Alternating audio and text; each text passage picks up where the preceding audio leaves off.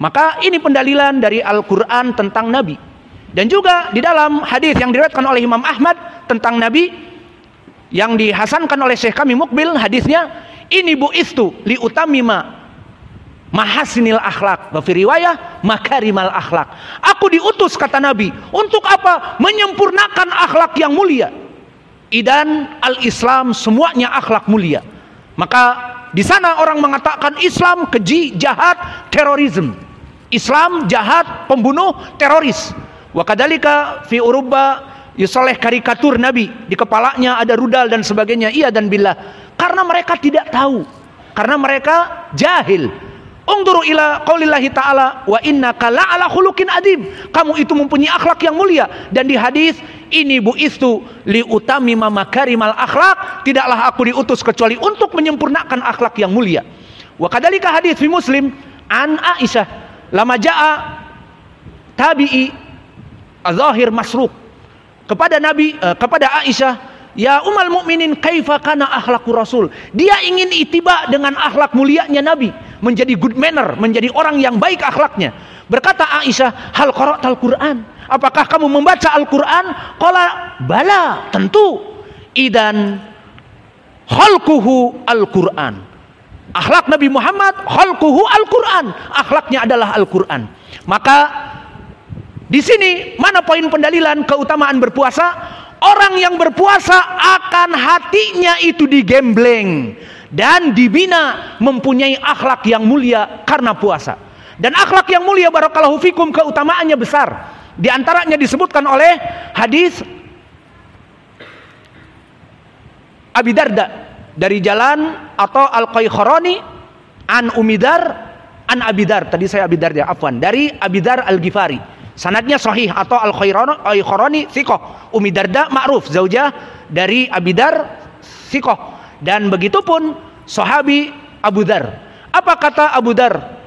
La asqalu au ma asqalu fil mizan al khuluqul hasan. Tidak ada amalan yang paling berat di mizan adalah akhlak yang mulia. Ya akhi, akhlak yang mulia adalah perkara yang gampang, yuwafiq ma'afitrah. Seperti ikhwanuna yang ada di sini meminjamkan kepada kami mobil, 2 lagi, karena ada yang ganjil dan genap. Dan Bapak sopir Bang Kiki dengan mudahnya dia menjadi membantu kita, dan Pak Ustadz Zainal dan Ustadz Adi dan Pak Lambang di mizan dan berat. Silakan Ustadz tidur di rumah saya, rumahnya nganggur, tidak ada orang tidur di sana, kita tidur di sana, mudah, tidak memberatkan. Namun asqal fil mizan. Maka jazakumullahu khaira, bagaimana fitrah orang yang mempunyai husnul khuluq, perkara yang mudah. Enggak berat kok Ustadz, enggak berat ini, enggak berat kok mobil saya enggak dipakai, daripada diparkir kan lebih baik dipakai, dapat pahala. Perkara yang mudah, husnul khuluq, fitrah, namun berat di mizan. Saya beri lagi faidah berhubungan husnul khuluq. Maka diriwayatkan oleh Aisyah yang sanadnya sahih dari Urwah ibni Zubair dari Aisyah, berkata Rasulullah sallallahu alaihi wa ala alihi wasallam fi fadli husnul khuluq, perkara mudah tapi masya Allah. Wa husnul khuluq yu'amirani diyar wa yazidan fil a'mar. Apa maknanya? Dan husnul khuluq itu, kata Nabi, yu'amirani diyar, orang yang mempunyai husnul khuluq, rif'ah wa tamkin fil ard, maka Allah akan menjadikan dia jaya raya, kaya raya. Yu'amirani diyar, apa maknanya? Allah mudahkan untuk membangun rumahnya, membangun mahligainya, membangun istananya. Maaf, keluar dari hadis ini menunjukkan apa coba? Banyak pabrik, banyak rumah. Afwan, keluar dari masalah. Back to the hadis. Kita nggak ingin ngisi terus nanti pulang kalian masalah dengan istri kalian. Alhasil yu'amirani diyar. Orang ini diberikan oleh Allah kemudahan membangun rumah. Kenapa disebutkan membangun rumah? Karena membangun rumah lebih dari membeli Nmax atau Xmax atau T-Max, belum ada, masih ada di Jepang katanya. Alhasil di sini hanya murah. Xmax 70 juta, Nmax 30, tapi rumah membeli tanahnya. Kemudian membangunnya dan membeli material dan memberi orang tukang dan sebagainya, butuh kepada ratusan juta. Maka di sini dicontohkan oleh Nabi, yu'amironi diyar. Bisabab mada? Karena husnul khuluq. Jadi jika kalian ingin rumah-rumah kalian banyak karena pabriknya banyak, kembali lagi ke situ. Back to the hadith. Maka dengan ini husnul khuluq laksanakan, kalian akan jaya raya. Kedua, yu'amironi diyar wa yazidan fil a'mar, menambah usia. Maka kebanyakan dari manusia ingin menambah usia, namun menambah usia al-mubarakah. Semakin dia bertambah usianya, semakin tunduk bagaikan ilmu padi. Yang semakin dia matang, bulir-bulirnya menguning, mengharum, maka dia tunduk. Beda dengan padi yang baru ditanam, maka dia vertikal, sombong, congak, angkuh.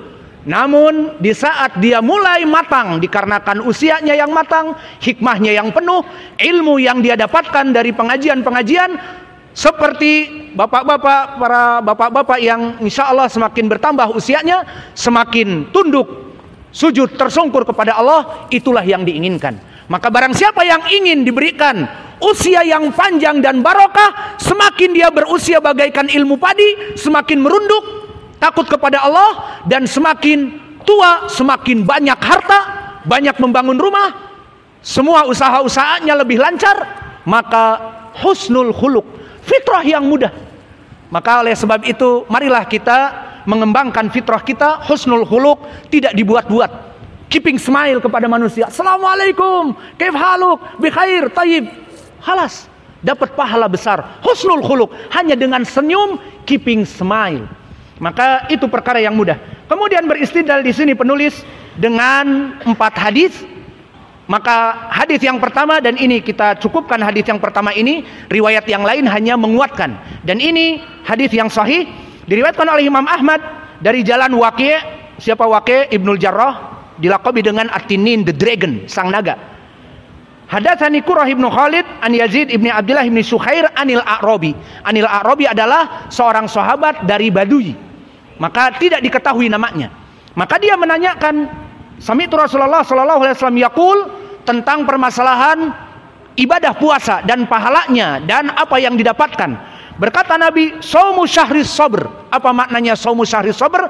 Puasa Ramadan yang 1 bulan, yang penuh kesabaran karena berat.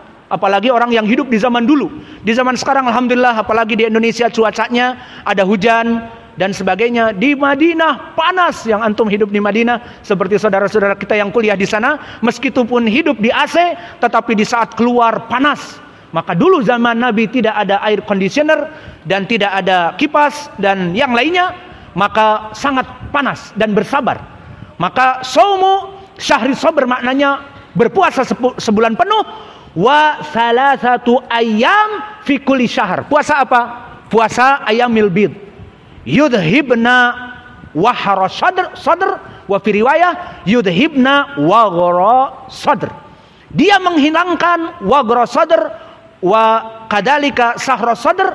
Ditafsirkan oleh para ulama di kutub Ma'ajimul Lughat, seperti kitab Lisan Ibnul Mandur, Lisanul Arab, dan juga As-Sihah dan yang lainnya, bahwa makna waghra sadr au wahara sadr ay min amradil qulub, seperti hasad dan seperti bakhil, seperti riya dan yang lainnya, perkara-perkara penyakit hati, ujub dan sombong dan arogan. Maka itu semuanya bisa hilang dengan pendidikan apa? Tarbiyah al-islamiyah asyam. Maka banyaklah puasa, karena orang-orang yang berpuasa dari segi adilah tadi, dia akan membina akhlak, disaring. Makna tahdzib adalah penyaringan. Maka hati ini yang ada kebusukan dan ada penyakit hati dari hasad, iri, dengki, congkak, bakhil, bla bla bla, maka itu akan disaring keluar. Dan yang tersisa akhlak mulia, keeping smile, berbuat baik kepada para tamu, dan juga tidak berbicara kecuali yang khair. Maka yu'min billahi falyakul khairan aw liyasmut, tidak ada gibah, namimah dan sebagainya. Maka itu akhlak yang tersisa dari puasa. Maka puasa itu bagaikan minhal, bagaikan ayakan, yang mana tepung diayak keluar. Yang bagusnya yang dia itu tepungnya tuh lembut, dan di atas dari tepung-tepung yang kasar ataupun batu kerikil kalau ada, ataupun bahkan kutu-kutu tepung tidak masuk. Itulah dari makna puasa. Yuhadzibul akhlak, menyaring dari akhlak yang mulia dan mengeluarkan dari akhlak yang buruk. Dan inilah dari hadis yang datang dari berbagai jalan. Cukup dengan hadis ini, hadis yang sahih.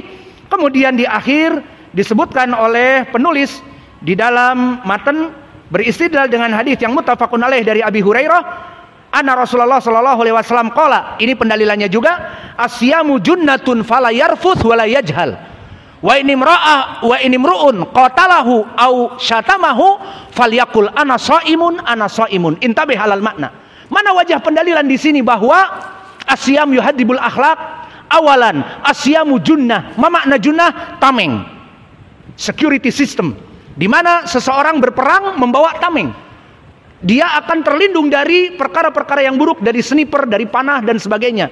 Ila fi zamanin al-an. Sekarang sniper milimeternya 12,5, 13 tembus semuanya. Tapi dari dulu panah, tombak, pedang mungkin. Adapun dari zaman now para sniper lebih besar mm-nya, maka tidak bermanfaat. Alhasil kecuali baju Kevlar. Alhasil di sini maknanya tameng dipakai oleh Nabi karena di zaman waqo, pada zaman itu perang dengan tameng. Maka dia itu bagaikan junah, tameng dari kemaksiatan. Maka orang yang berpuasa dijauhi dari kemaksiatan. Ini poin pendalilannya. Dan pendalilan lebih description.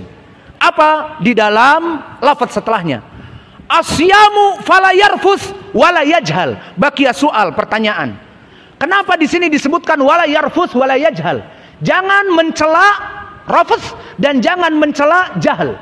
Hal hunaka farq? Maknanya wala yarfus wala yajhal, Nabi melarang kita untuk memulai agresor. Orang yang berpuasa jangan agresor. Sudah puasa menahan lapar dan haus, mencela, kemudian mengumpat, melaknat, kemudian gibah namimah. Laisa hakada, laisa agresor. Maknanya bukan dia memulai, tidak mulai dengan keburukan dari lisannya. Ini maknanya. Namun ada faedah di sini. Kenapa Nabi membedakan wala yarfus wala yajhal? Ada yang bisa jawab? Ar-rafas wal jahal sama mencela. Walakin al-jahal ma'ruf yarji'u ilal aql. Kama masalan kita mencela dasar goblok, bego, DLL dan saudara-saudaranya. Kita tidak pantas menyebutnya. Wal indal arab ya gobi. Itu yang sering kita dengar anak-anak mencela sesamanya, ya gobi atau ya stupid dan sebagainya. Maka ini celaan yarji ila al-jahl.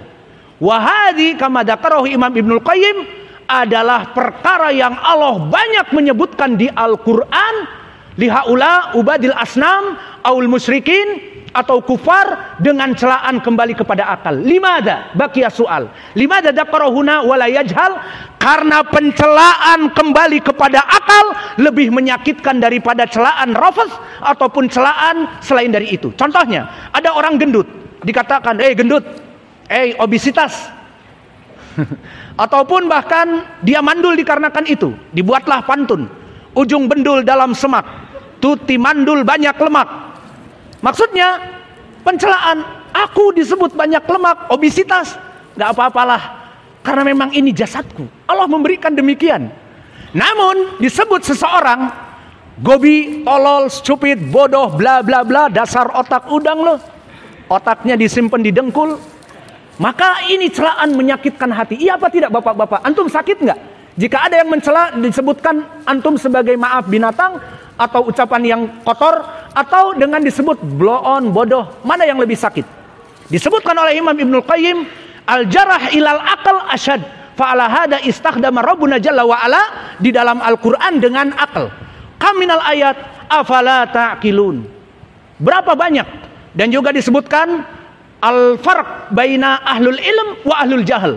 Mada yaqulu ta'ala hal yastawi alladhina ya'lamun wal ladina la ya'lamun. Hal huna bimakna mada? Hal huna istifham inkari bimakna laisat. Jangan diartikan bimakna istifham ijabi, bimakna apakah? La, walakin makna laisat bimakna laisat as-sawa baina al-alim wa yang ignore, yang bodoh kepada agamanya. Maka di dalam ayat ini Allah jelaskan betapa orang yang bodoh dengan orang yang pintar Allah bedakan, dan dijarah orang-orang yang tidak mempunyai akal dengan afala ta'qilun. Mana akal-akal kamu? Afala ta'lamun? Tidakkah kamu mengetahui?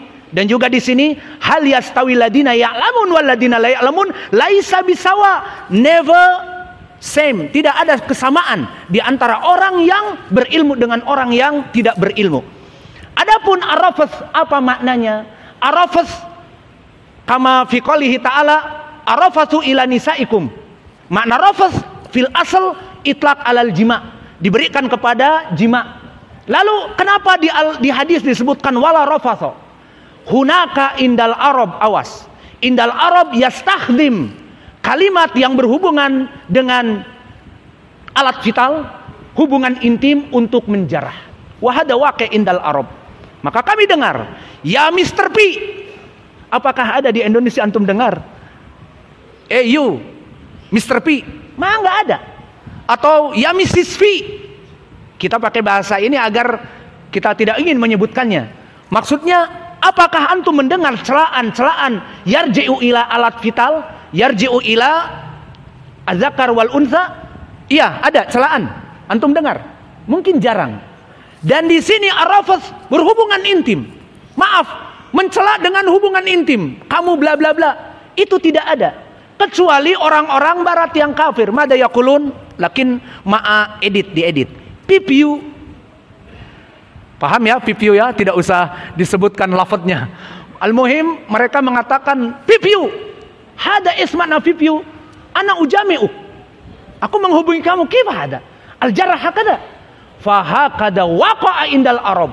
Wa nahnu nasma ila hadal yaum. Bahwa di Arab menyebutkan waktu kami di Yaman perkara al-jima, mencela manusia dengan anik arok, anik ummak. Maknanya aku menyetubuhimu, aku menyetubuhi ibumu, aku menyetubuhi familimu. Kita mendengar dan terkaget. Ba'da hada nahnu narji ilal hadith wala yarfus hakada. Yani Nabi tidaklah membuat lafaz-lafaz karena itu terjadi di kalangan Arab. Idan arafnal an, wala yajhal, jangan mencela kembali kepada kebodohan, wala yarfus, jangan mencela dengan ucapan seperti orang-orang kafir, pipiu, ataupun dengan orang Arab tadi, anik arok dan sebagainya. Hada haram, la yajuz. Paham ya sekarang perbedaan itu? Setelah itu selesai. Kita tidak boleh agresor memulai dan tidak boleh defense. Maknanya defense di saat kita diejek kemudian kita mengejek lagi. Itu makna defense. Maka kata Nabi defense bagaimana? Wa idza qatalahu aw syatamahu falyakul ini shaimun. Maka jika dikatakan qatalahu, maka jangan membalasnya, tapi katakanlah aku sedang puasa. Tinggal 2 menit lagi. Maka ini masalahnya harus dijelaskan. Apa makna qatalahu? Apakah maknanya qatalahu membunuhmu? Kalau membunuhmu maknanya di sini, bagaimana dia akan mengatakan ini shaimun karena dia telah terbunuh? Iya apa tidak? Idan makna qatalahu mada? Qatalahu yutlaq ala la'anahu. Maknanya jika ada orang melaknatnya, Allah yal'anuk, maka jangan disebutkan wa anta Allah yal'anuk la, dan kamu Allah melaknatmu. Lima dari anak kalimat qatala bimakna la'ina kaminal Quran. Allah yaqul di dalam ayat Al-Quran, kutilal kharasun misalnya. Fakutila huna ay bimakna dilaknat al-kharasun.